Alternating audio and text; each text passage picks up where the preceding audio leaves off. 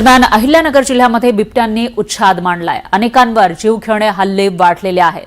One विभागाकडून बिबट्यांची धरपकड सुद्धा केली जाते। आतापर्यंत जवळपास 28 बिबटे जेरबंद केलेत। 1150च्या वर बिबटे जिल्ह्यामध्ये आहेत आणि पकडलेल्या बिबट्यांना सांभाळायचं कसं असा प्रश्न आता उपस्थित होतोय। एकीकडे वनमंत्री गणेश नाईक यांनी 1 कोटी रुपयांच्या शेळ्या मेंढ्या बिबट्यांना भक्ष्य म्हणून देणार असल्याचं जाहीर केलं आहे, तरी राज्यभरात पकडलेल्या बिबट्यांना खाद्य देण्यासाठी निधीची कोणतीही तरतूद केलेली नाही। त्यामुळे वन विभागाला आपत्कालीन निधीमधून कशी बशी तरतूद केली जाते। जिल्हा वन विभागाकडून देण्यात आलेल्या प्रस्तावाला लवकर मंजुरी देणं गरजेचं आहे आणि पकडलेल्या बिबट्यांच्या पिंजऱ्यात जवळून आढावा घेत अधिकारी राजेंद्र रायकर यांच्याशी या सगळ्याविषयी संवाद साधलेला आहे हरीश दिमोटे यांनी। गेल्या काही महिन्यांपासून अहिल्यानगर, नाशिक आणि पुणे जिल्ह्यामध्ये बिबट्यांचा प्रश्न अतिशय गंभीर झालेला आहे। नागरिकांवरती होणाऱ्या हल्ल्यांमुळे अनेकांचा मृत्यू झालाय। जवळपास 37 जणांना आपला जीव गमवावा लागलाय।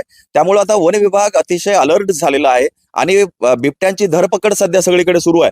नगर जिल्ह्यामध्ये आपण जर विचार केला तर जवळपास आतापर्यंत 25 ते 30 बिबट्यांना जेरबंद करण्यात आलेला आहे आणि वेगवेगळ्या रोपवाटिकेमध्ये सध्या त्यांना ठेवण्यात आलेलं आहे। मी आता राहुरी तालुक्यातल्या डिग्रस या ठिकाणी आहे आणि आपण जर बघितलं तर हे जे पिंजरे दिसत आहेत हे रिकामे नाही तर यामध्ये बिबटे आहेत आणि जवळपास 11 बिबटे या ठिकाणी ठेवलेले आहेत। विविध ठिकाणावरनं पकडलेले जे बिबटे आहेत, श्रीरामपूर असेल, संगमनेर असेल किंवा कोपरगाव असेल, राहुरी असेल, या सगळ्या तालुक्यांमधनं पकडलेले जे बिबटे आहेत ते या ठिकाणी ठेवण्यात आलेले आहेत आणि हा बिबट्या आपण बघू शकतो आता इथे पिंजऱ्यात आहे तरी एवढा ॲग्रेसिव्ह आहे। ज्यावेळी हा मोकळा असेल आणि जर एखादा माणूस त्याच्या समोर आला तर तो काय करेल, त्यामुळं अतिशय दहशत या बिबट्यांची आहे।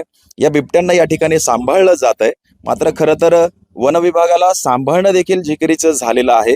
25-30 बिबटे जेरबंद आहेत। नगर जिल्ह्याचा जर विचार केला तर 1150च्या वर बिबट्यांची संख्या असल्याचं सांगितलं जात आहे।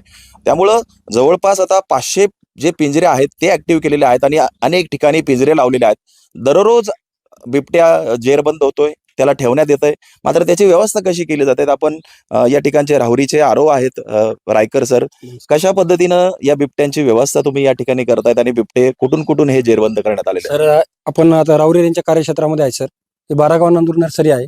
यामध्ये आपण सर आता एकूण 11 बिबटे आहेत आपल्याकडं। यापैकी 7 नर आणि 4 मादे आहेत। तर सर आपण यांना काय करतोय की दरवर्षी म्हणजे दिवसाड साधारणतः 2-2.5 किलो मटण दिवसाड पुरवठा करतो त्यांना। अनेक बिबटे जेरबंद करून ठेवले जात आहेत, मात्र त्यांना सांभाळायचं कसं असा जो प्रश्न आहे तो सगळीकडे निर्माण झालेला बघायला मिळतोय। हरीश दिमोटे, न्यूज 18 लोकमत, राहुरी, अहिल्यानगर।